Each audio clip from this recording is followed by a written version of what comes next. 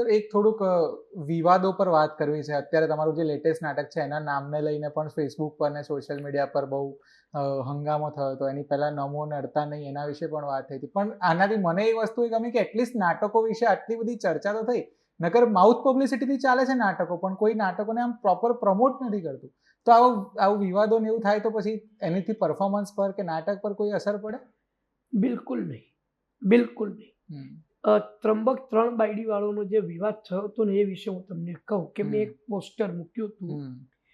જે પોસ્ટર મને સૂઝ્યું હતું હમ આપકે કોનમાં સલમાન ખાન 5-6 છોકરીઓના ચોટલા પકડી અને એનો કોટ હવામાં ઉલાળી રહ્યો છે, બરાબર? પેલા સોંગનો એક દ્રશ્ય એક સોંગનું એક દ્રશ્ય, એના ઉપરથી મને આ સૂઝ્યું હતું, મેં મૂક્યું અને લોકોએ એને પસંદ નહીં કર્યું. આ મેં રવિવારે સવારે મૂક્યું હતું. સોમવારે સવારે મને 1-2 જણાના એવા વ્યૂ આવ્યા કે આ નથી બરાબર. એટલે મેં તરત જ સોશિયલ મીડિયા પરથી મેં પોસ્ટર હટાવી લીધું, બરાબર? અહીંયા આગળ વિવાદ પૂરો થઈ જવો જોઈએ, પણ ના, આપણે ત્યાં એવા ચૌદસિયાઓ પણ છે કે જે દુષ્યંત કુમારની પંક્તિઓને ઉલટી કરી નાખે છે કે હંગામા કરના ही हमारा मकसद है, सूरत बदले या न बदले हमें कोई फर्क नहीं પડતો. આ જે વાત છે ને જે એ સામે મારો વાંધો છે. એટલે પહેલા તો ઈ થયું, એની પછી આવ્યા 3 બાયડી વાળો. કેમ હોઈ શકે? તમે બહુ પત્નીત્વને તમે પ્રમોટ કરી રહ્યા છો. અરે અલા, હજી નાટક જ નથી આવ્યું, તે નાટક જોવું નથી, તને સપનું આવ્યું કે હું બહુ પત્નીત્વને હું પ્રમોટ કરું છું? નાટક જોતો ખરા, પછી તને લાગે તો તું આવ મારી પાસે, આપણે સાંભળીએ પણ ખરા. સાંભળું. આ થયું.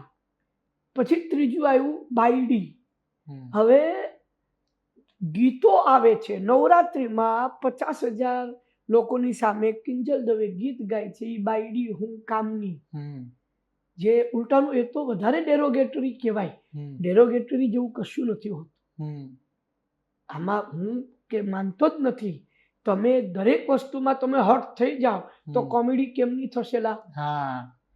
અને અથવા તો જેમ સરકારે જાતિ સૂચક શબ્દોનું એક લિસ્ટ આપ્યું છે કે આના વિશે તમારે ડેરોગેટરી કોમેન્ટ નહીં કરવાની, માન્ય છે, નહીં કરીએ, તો બાયડી શબ્દોને પણ એમાં સામેલ કરો ને. બાયડી કોઈને નહીં કહેવાનું. તમે જેમ વચની ગાળો જે છે એ તમે ન બોલી શકો, અમને પણ સમજણ છે, પણ બાયડી, ભાઈડો, બાયડી ભગવત ગોમંડળમાં એ શબ્દ છે. અને ગુજરાતમાં તો ઘણા વિસ્તારોમાં એ શબ્દ વપરાય છે બોલચાલની ભાષામાં, કારણ વગર. એક 85 વર્ષનો માણસ સેન્સરમાં બેઠો હોય અને અરે એને કે દુનિયા બહુ આગળ વધી ગઈ છે. એક જમાનામાં આપણે ત્યાં 70s કે 80sમાં કોને સેક્સી લાગે છે તો લોકોના કાનમાંથી કીડા ખરી પડતા. આજે માં દીકરીને કે વાહ સેક્સી લાગે, પણ સેક્સી લાગે છે એટલે એ સેક્સના સ્વરૂપમાં નથી કહ્યું. સેક્સી એટલે તું બહુ સુંદર લાગે. સંદર્ભો બદલાઈ ગયા છે, દુનિયા આગળ વધી રહી છે. અત્યારે તમે જુવાનિયાઓની ભાષા તો તમે જુઓ, તો એ લોકોમાં તો તમે એમની ભાષા જો તમે નહીં બોલો તો કેમ ચાલશે? તમે રિલેવન્ટ જ નથી રહેવા. તો હું આજે માણેક ચોકમાં જઈને તમિલ ભાષામાં મારો રૂમાલ વેચીશ, કોઈ નહીં કરે, કોઈ ખરીદ છે? મારી 86 વર્ષના ડોસાને મારે એ કેવું છે કે અક્કલ છે તારામાં, પણ સત્તા આગળ શાન પણ નકામું છે. એટલે પછી મારે બૈરી શબ્દ કરવો પડ્યો. શું કરું? ક્યાં જાઉં?